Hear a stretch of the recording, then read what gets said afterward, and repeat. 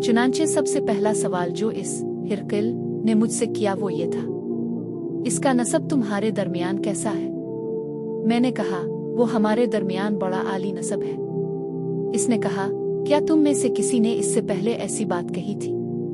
मैंने कहा, नहीं। इसने कहा, क्या उसके आबाओ अजदाद में कोई बादशाह गुजरा है? मैंने कहा, नहीं। इसने कहा, क्या लोगों नुनगुना के सरदार उसकी पैरवी करते हैं या कमजोर लोग? मैंने कहा, बल्कि कमजोर लोग। इसने कहा, क्या उसके पैरोकार बढ़ रहे हैं या घट रहे हैं? मैंने कहा, बल्कि वो बढ़ रहे हैं। इसने कहा, क्या उनमें से कोई ऐसा भी है जो इसका दीन कबूल करने के बाद इससे नाखुश होकर वापस फिर गया हो? मैंने कहा, नहीं। इसने कहा, क्या तुम इस पर कभी झूठ का इल्जाम लगाते थे इसकी ये कहने से पहले जो इसने कहा? मैंने कहा, नहीं। इसने कहा, क्या वो बदअहदी करता है?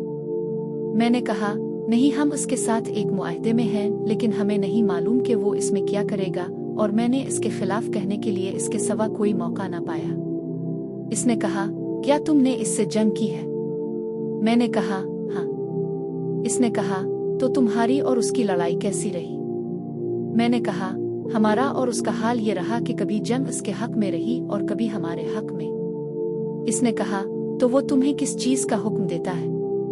मैंने कहा, वो हमें हुक्म देता है कि हम सिर्फ अल्लाह की इबादत करें और उसके साथ किसी को शरीक न ठहराएं, और हमें उन चीजों से मना करता है जिन्हें हमारे बाप दादा पूछते थे, और वो हमें नमाज पढ़ने, सच बोलने, पाकदामनी इख्तियार करने और रिश्तेदारों से अच्छे ताल्लुकात रखने का हुक्म देता है।